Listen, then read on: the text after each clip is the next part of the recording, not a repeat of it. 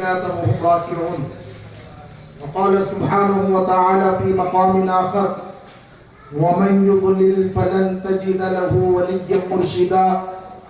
وقال تعالى في مقام آخر: ألا إن أولياء الله لا خوف عليهم ولا هم يحزنون. صدق الله العظيم. قال الله سبحانه وتعالى في شأن حبيبه وعظمة رسوله: إن الله وملائكته يصلون على النبي يا أيها الذين آمنوا صلوا عليه وسلموا تسليما. اللهم صل وسلم وزد وبارك على حبيبك سيدنا ونبينا ومولانا محمد وعلى آله وأصحابه وأزواجه وذرياته وأهل بيته وعلماء ملته وشهداء محبته ومشايخ ملته وأولیاء امته اجمعین. دکھ میں مصیبتوں میں بھی رہ کر مزے میں ہے، ان کا جو نام لیوا ہے وہ گھر مزے میں ہے. کرتا ہے روز گنبد خضرا کا وہ طواف، کرتا ہے روز گنبد خضرا کا وہ طواف، یعنی مدینہ پاک کا ہر کبوتر مزے میں ہے. اور کرتا ہے سیر جنت کی مرنے کے ساتھ ہی عاشق نبی کا قبر کے اندر مزے میں ہے.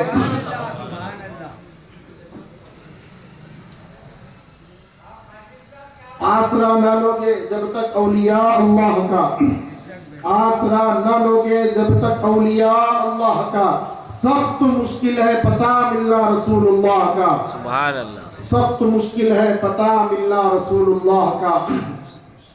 اوصاف علی بگفتگو ممکن نیست.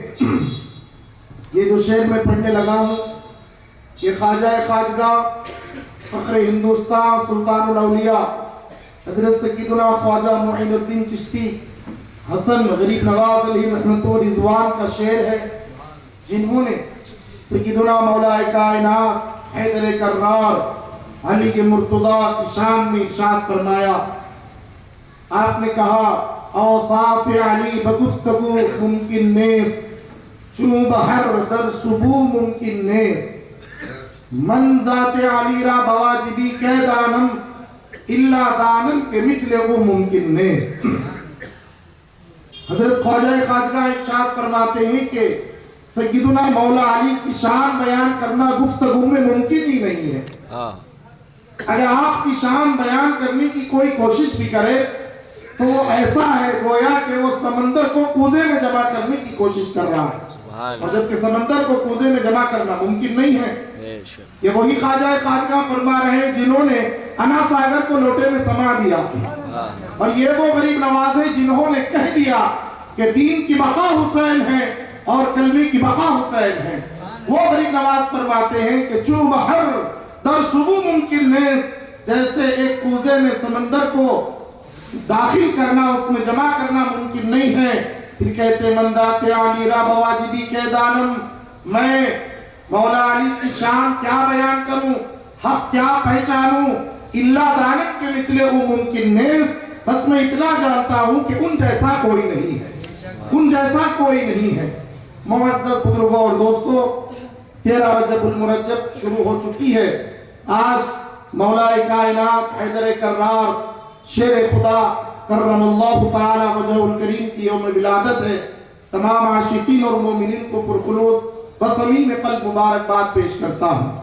اور ایک روایت پڑھتے ہوئے آپ کے شہزادے سلطان الہند سیدنا غریب نواز علیہ رحمت و رضوان کی شان میں کچھ لب کشاہی کرنے کی اور کچھ خراج عقیدت پیش کرنے کی ایک طالب علمانہ ایک ادنا سی کوشش کرنے کی سعادت حاصل کروں گا.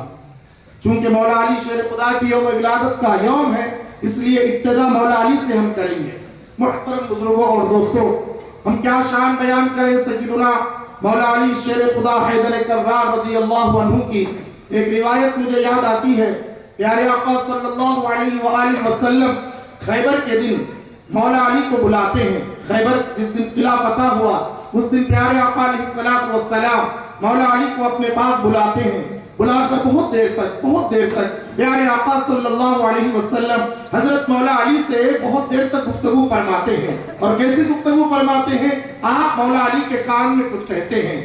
آمنے سامنے بیٹھ کر بات کرنے کو گفتگو کرنا کہتے ہیں، مگر کسی کے کان میں کچھ بات کرنے کو سرگوشی کرنا کہتے ہیں. اردو میں کہتے ہیں سرگوشی کرنا، اور عربی میں اس کو نجواہ کہتے ہیں. نجواہ. تو آقا علیہ السلام نے بہت دیر تک حضرت مولا کائنات رضی اللہ تعالیٰ عنہ کے کان میں بہت دیر تک آپ سرگوشی کرتے رہے. جیسے کوئی آدمی راز کی بات کسی سے کرتا ہے، یعنی وہ کسی اور کو سنانا نہیں ہوتا، اسی کو سنانا مقصود ہوتا ہے جس سے گفتگو کی جا رہی ہے. بہت دیر تک آقا علیہ السلام مولا کائنات سے سرگوشی کرتے رہے. ایک صحابی دور سے دیدار مصطفیٰ بھی کر رہے ہیں، دیدار مرتضیٰ بھی کر رہے ہیں، اپنی آنکھوں سے آقا کے جلوے کو بھی دیکھتے ہیں اور اس حسین لمحے میں مولا کائنات کو بھی دیکھتے ہیں. بہت دیر کے بعد جب گفتگو ختم ہوئی، وہ قریب آئے. صحابی پوچھنے لگے، یا رسول اللہ، آپ نے اپنے عمزاد، اپنے چچیرے بھائی اور اپنے محبوب علی سے بہت دیر تک آپ نے گفتگو فرمائی،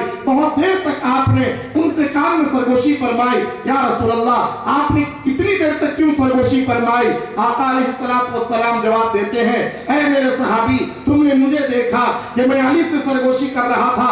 حقیقت تو یہ ہے میں سرگوشی نہیں کر رہا تھا، پروردگار سرگوشی کر رہا تھا، اللہ سرگوشی کر رہا تھا. زبان میری تھی، کلام خدا کا تھا اور کان حیدر کرار کے تھے. میں جو کچھ کہہ رہا تھا، میں زبانیں ان ہوا الا وحی یوحا سے کہہ رہا تھا، وما ینطق عن الہوا سے کہہ رہا تھا. آقا جو بھی فرما رہے ہیں علی سماعت کر رہے ہیں، حقیقت میں خدا کہہ رہا ہے اور مولا علی سماعت کر رہے ہیں. یہ سرگوشی ہوئی جناب. اب صحابی نے آگے یہ نہیں پوچھا کہ کیا بات کر رہے تھے، اب کہہ دیا آقا نے کہ اللہ سرگوشی کر رہا تھا. اب اللہ سے کہاں سے پوچھیں گے؟ سرکار نہیں کہہ دیا، بس اللہ سرگوشی کر رہا تھا. تو محترم بزرگوں اور دوستوں، یہ شان ہے مولا کائنات حیدر کرار علی مرتضیٰ رضی اللہ تعالیٰ عنہ کی. اور جس آیت کی میں نے تلاوت کی خطبہ مسمونہ کے بعد، انما ولیکم اللہ ورسولہ والذین آمنوا الذین یقیمون الصلاة ویؤتون الزکاة وهم راکعون، یہ 6ویں پارے کی آیت مبارکہ ہے، غالباً سورۃ المائدہ کی، بلکہ یقیناً سورۃ المائدہ کی آیت مبارکہ ہے. اللہ تعالیٰ ارشاد فرماتا ہے، انما ولیکم اللہ، بے شک اللہ تمہارا دوست ہے، بے شک اللہ تمہارا ولی ہے، ورسولہ، اور اللہ تمہارا رسول اللہ تمہارے دوست ہے. پھر کہتے ہیں والذین آمنوا الذین یقیمون الصلاة. ایک ہی آیت میں اللہ نے اپنے آپ کو ولی کہا، رسول اللہ کو ولی کہا. اب یہ جو تیسری صفت اللہ تعالیٰ بیان کرتا ہے، اور ولایت کی نسبت کسی اور کی طرف نہیں، ان کی طرف کرتا ہے جو حالت نماز میں اور حالت رکوع میں صدقہ دے رہے ہیں، حالت رکوع میں زکات دے رہے ہیں. بھلا ایسے ہو سکتا ہے کہ ایک آدمی ایک وقت میں نماز پڑھ رہا ہو؟ نماز کے کچھ آداب ہیں جناب. نماز پڑھتے ہوئے کھانا پینا حرام، نماز پڑھتے ہوئے بات کرنا حرام. اگر کوئی آواز بھی دے تو جواب دینا نہ جائے. اگر کوئی سلام بھی کرے تو سلام کا بھی جواب نہیں دے سکتے. پھر خیرات کیسے کر سکتے ہیں؟ نماز کی حالت میں خیرات دے سکتے ہیں؟ نہیں دے سکتے. مگر محترم بزرگوں اور دوستوں، کائنات نے ایک ایسے مرد قلندر کو دیکھا جو حالت نماز میں ہے، بلکہ حالت رکوع میں ہے اور صدقہ بھی دے رہا ہے. قرآن میں اس منظر کی عکاسی کی اور فرمایا وَيُؤْتُونَ الزَّكَاةَ وَهُمْ رَاكِعُونَ. معاملہ یہ ہوا مدینہ منورہ میں مسجد نبوی کے دروازے پر ایک سائل آیا، سوال کرنے لگا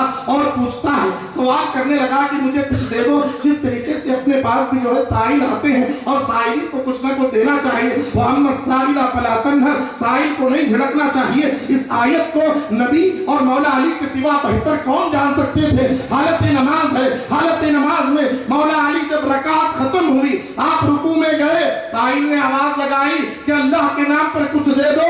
مولا علی کی نیت کو گوارا نہیں ہوا. حالت نماز میں آپ نے اپنی انگوٹھی کو ڈھیلا کیا، انگوٹھے سے ایسے حرکت دی، وہ انگوٹھی نکلی سیدھا فقیر کے جھولی میں جا کر گر گئی. ادھر نماز بھی ہو رہی ہے، ادھر سخاوت بھی ہو رہی ہے. نماز بھی کمپلیٹ ہوئی، ادھر سخاوت بھی ہوئی. اس ادا کو اللہ تعالیٰ نے قرآن مجید میں فرمایا وَيُؤْتُونَ الزَّكَاةَ وَهُمْ رَاكِعُونَ. مفسرین نے اس کے بارے میں لکھا ہے، یہ شان ہے جناب مولا کائنات کی. بہرحال بہت باتیں ہیں مولا کائنات کے بارے میں ہم کیا عرض کریں؟ اب خواجہ نے فیصلہ کر دیا اوصاف علی بگفتگو ممکن نیست، مولا علی کی شان گفتگو میں بیان کرنا ممکن ہی نہیں ہے۔ اب جو بھی ہم کہہ رہے ہیں یہ حاشیہ برداری ہے، اور ابھی تو کتاب کھلی نہیں، یہ ابھی باہر کی باتیں ہیں۔ آئیے آگے چلیے، انہی کے شہزادے عطا رسول قاصد رسول فی الہند کوئی اور نہیں، حضرت سیدنا خواجہ معین الدین چشتی حسن غریب نواز علیہ رحمت و رضوان ہندوستان کی سرزمین پر آپ تشریف لائے۔ ذرا آپ کی حیات مبارکہ پر ہم خراج عقیدت پیش کرنے سے پہلے آقا علیہ السلام کی بارگاہ میں چلتے ہیں۔ اے مولا ہم معین الدین علیہ رحمت سے کیوں محبت کریں، غریب نواز سے ہم کیوں محبت کریں؟ اے مولا ہمیں کیا ملے گا، ہم کیوں محبت کریں؟ وہ تیرے ولی ہے کافی ہے نا، وہ تیرے محبوب ہے کافی ہے نا۔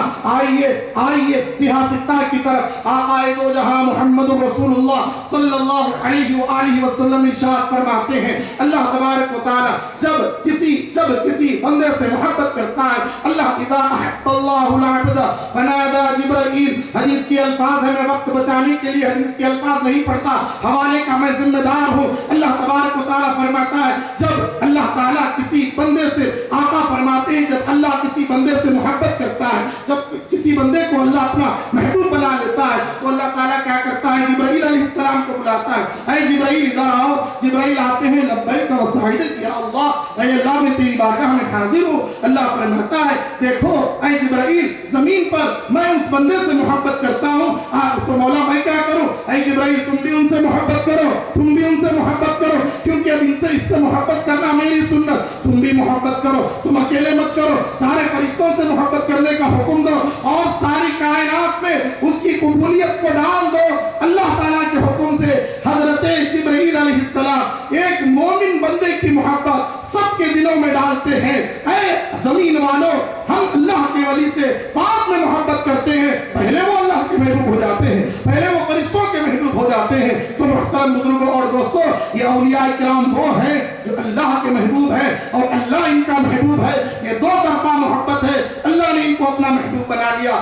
آئیے خواجہ غریب نواز علیہ رحمت و رضوان کوئی معمولی شخصیت کا نام نہیں ہے، صرف جو ہے یہ سوچ کر آگے مت بڑھ جائیے، ہو سکتا ہے حافظ قرآن ہوں گے، بس عالم دین ہوں گے، یا پھر کسی مدرسے کے فارغ ہوں گے، حدیث کا درس دیتے تھے ہوں گے، مفسر تھے ہوں گے۔ محترم بزرگوں، ظاہری علوم تو سب تھے،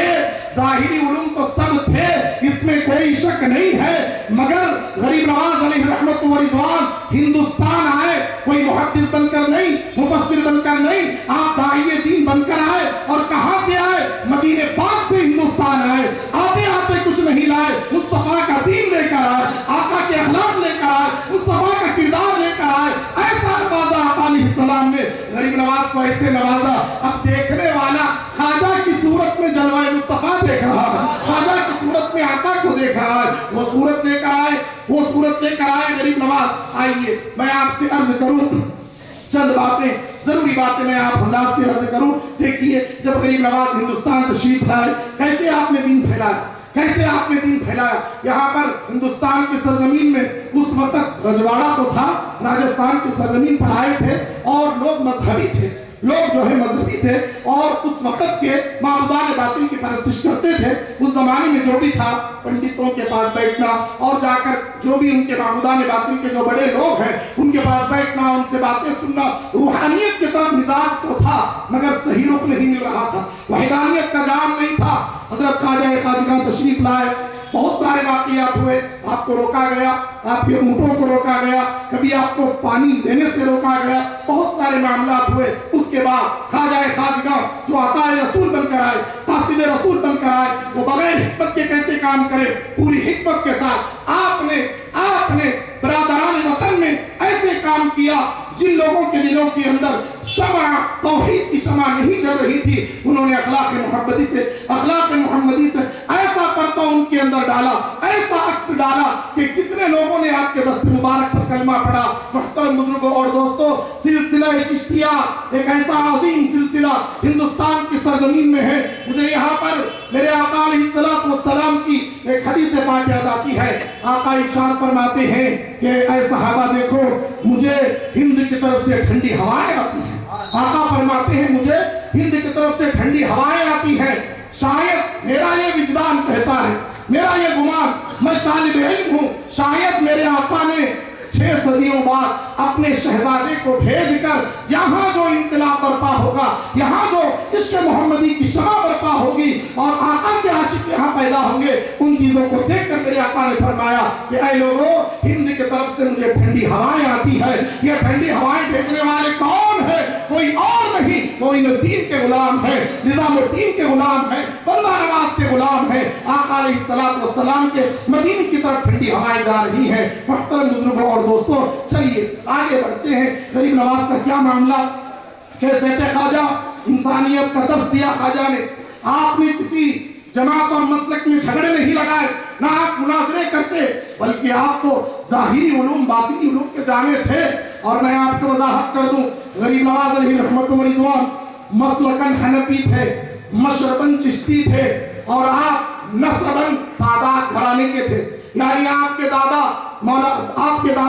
سیدنا امام حسین رضی اللہ عنہ اور آپ کے ننیال کی طرف سے جب امام حسن مجتبی، یہ مجمع البحرین آپ کا سلسلہ نسب ہے۔ اب غریب نواز جو ہے تشریف لائے، حسنی اور حسینی دونوں فیضان کو لے کر حضرت غریب نواز ہندوستان کی سرزمین پر تشریف لائے، چند درویشوں کے ساتھ، چند لوگوں کے ساتھ آئے۔ سب سے پہلا درس غریب نواز نے اگر دیا ہے، کون سا دیا؟ غریب نواز نے سب سے پہلا درس انسانیت کا درس دیا، انسانیت کا درس دیا، تاکہ لوگوں کے اندر سے جہالت دور ہو جائے اور انسانیت آ جائے، ایک دوسرے کے درد کو لوگ سمجھے۔ عبادت کرنے کے لیے ملائکہ کی کوئی کمی نہیں تھی، مگر درد دل کے لیے انسان کو پیدا کیا۔ وہ درد دل کا درس دینے کے لیے حضور خواجہ خواجگاہ ہندوستان کی سرزمین پر تشریف لائے۔ یہاں مجھے ایک واقعہ آپ کی حیات مبارکہ کا یاد آتا ہے۔ ایک شخص آیا حضور خواجہ خواجگاہ کی بارگاہ میں آ کر عرض کرتا ہے، حضور کہ بہت دن بعد کی بات، جب آپ ہندوستان آ گئے اس کے بعد کئی سالوں کی بات ہے، آ کر عرض کرنے لگا کہ حضور، وہ میری زمین کا کچھ مسئلہ ہے جو دہلی میں اس وقت حکومت تھی، شمس الدین التمش کی وہاں پر حکومت تھی۔ اور کون شمس الدین التمش؟ بادشاہ مرید ہے غریب نواز کے خلیفہ قطب الدین بختیار کاکی کا، یہ ذہن میں رکھیے۔ التمش بادشاہ مرید ہے قطب الدین بختیار کاکی کا۔ اب وہ آ کر عرض کرتے ہیں ایک صاحب اجمیر میں، حضرت آپ چلیے ذرا، آپ میرا مسئلہ حل کر دیجئے تاکہ جو ہے میری زمین کا مسئلہ حل ہو جائے۔ حضور خواجہ خواجگاہ ارشاد فرماتے ہیں، ٹھیک ہے بھائی، چلو آپ کا مسئلہ حل کرتے ہیں، چلیے دہلی کی طرف سفر کرتے ہیں۔ اب دہلی میں وہاں پر پارلیمنٹ ہے، جو بھی اسمبلی ہے، وہاں پر بادشاہ ملے گا، جانا پڑتا ہے۔ خواجہ اگر چاہتے، آپ اگر چاہتے، ایک خط لکھ دیتے اور خط میں لکھ دیتے کہ دیکھو میں تمہارے پیر کا بھی پیر ہوں، میں بختیار کاکی کا پیر ہوں، میں تمہارا دادا پیر ہوں، یہ آدمی کو بھیج رہا ہوں، اس کا کام کر دو، مسئلہ ختم ہو جاتا۔ یا کسی سے کہلا بھیجتے، جناب یہ ہمارے چاہنے والے کا یہ مسئلہ ہے، اس کو حل کرو۔ اور میں نے کتابوں میں یہ نہیں پڑھا کہ یہ جو آنے والے صاحب آئے یہ مسلمان تھے کیا غیر مسلم، میں نے نہیں پڑھا، نہ ان کا نام ہے، مسلمان تھے یا غیر مسلم۔ اگر مسلمان تھے ہوں گے یا غیر مسلم بھی تھے ہوں گے، خواجہ کوئی تفریق کرنے والے نہیں تھے۔ غریب نواز کی سخاوت سورج جیسی ہے، جیسے سورج ہر گھر پر روشنی ڈالتا ہے، ولی کی ولایت بھی ہر گھر کے اوپر پڑتی ہے، ہر گھر کے اوپر رہتی ہے، بارش جیسا ہر ایک کے اوپر برستی ہے۔ ولایت کے جو بارش کے خطرے ہوتے ہیں وہ ہر ایک کے اوپر برستے ہیں۔ یہ اور بات ہے، کہیں بنجر زمین ہوتی ہے، کہیں زرخیز زمین ہوتی ہے، اس لیے اپنے دل کی زمین کو نرم کرنا۔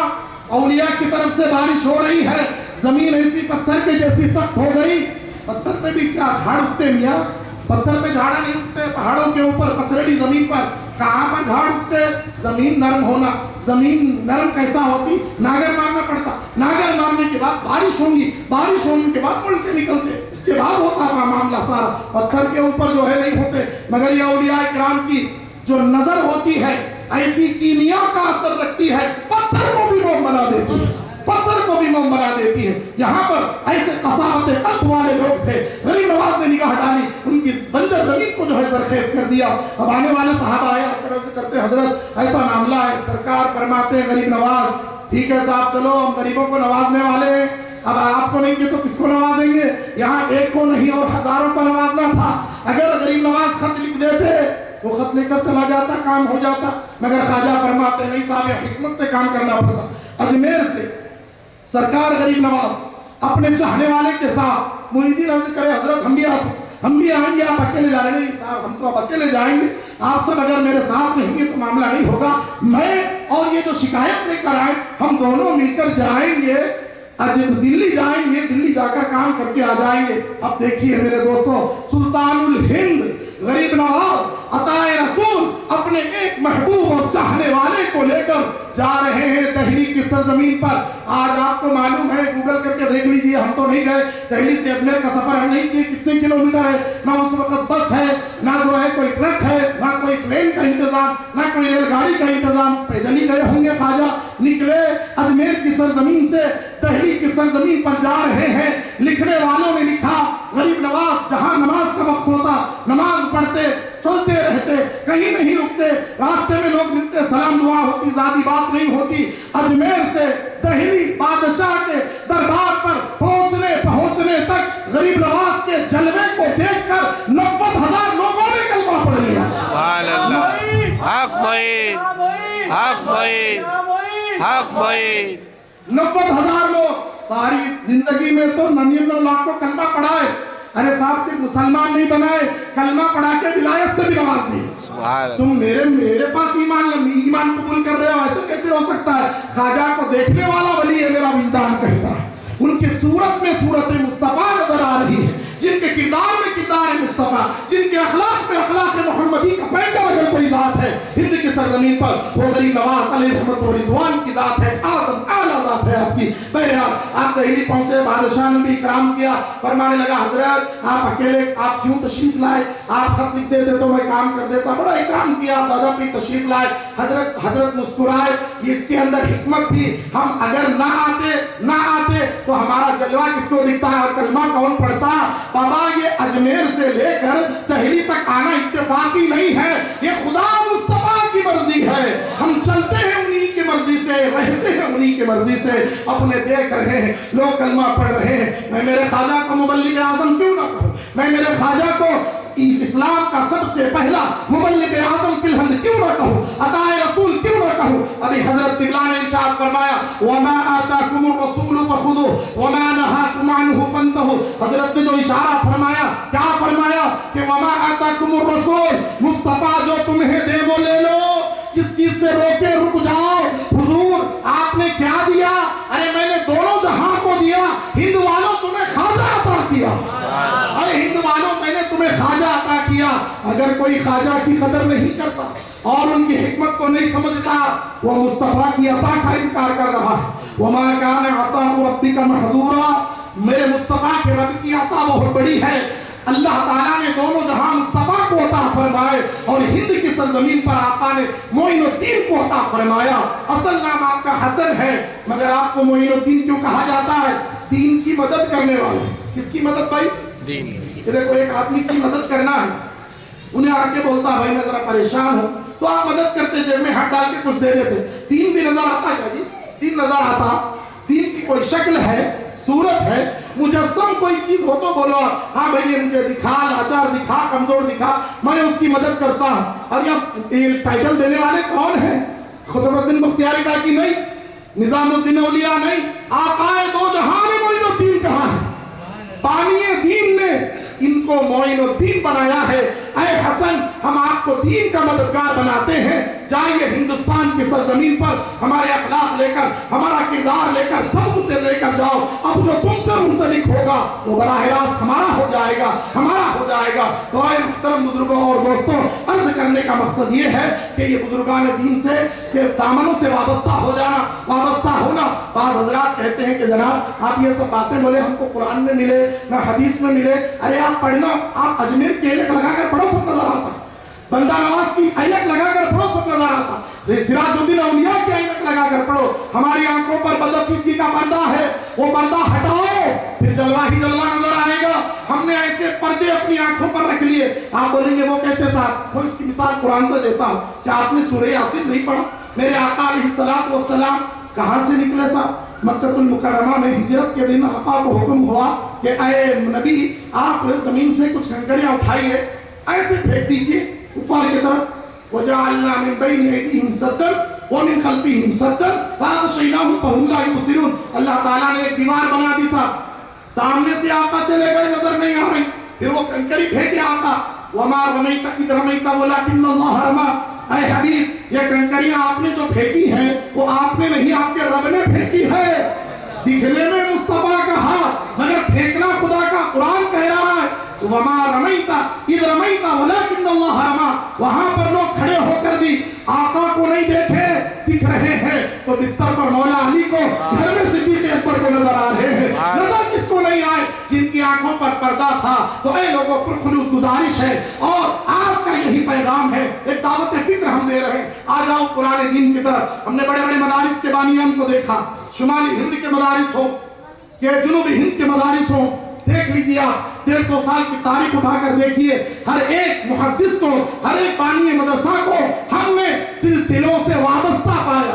بغیر سلسلوں سے کوئی جو ہے دور نہیں تھا. کوئی نہ کوئی کسی نہ کسی پیر و مرشد سے وابستہ تھا. کیا آپ نہیں جانتے حاجی امداد اللہ مہاجر مکی جو چشتی صابری تھے ان کے خلافہ شمالی ہند میں جنہوں نے مدرسہ قائم کیا, جنوبی ہند کے جتنے بڑے بڑے ائمہ گزرے ہیں وہ بھی اللہ والوں سے وابستہ تھے. اسی لیے ہماری نجات اور ہماری نجات کا جو مدار ہے وہ اولیاء اکرام سے وابستہ رہنے میں ہے. ان سے وابستہ رہیں گے اللہ تعالیٰ یہاں پر وہاں پر ہمیں کامیابی عطا فرمائے گا. میں ان لوگوں سے عرض کرتا ہوں بالخصوص جو ابھی بڑی عمر کے ہیں, چلیے اپنے بچپنی کی طرف دیکھیے. بیچ میں ذرا نشیب و فراز آ گئے. ابھی حضرت نے بہترین مثال دی جو دل کو لگ گئی کہ کچھ دنوں کے لیے زمزم کا پانی بھی بند تھا مگر بعد میں فیضان جاری ہو گیا. کچھ دن رکاوٹ آ گئی, ٹھیک ہے, میں معلوم تھا حقیقت کے سامنے پردہ تھا. اب پردہ اٹھ گیا, اب حقیقت نظر آ رہی ہے.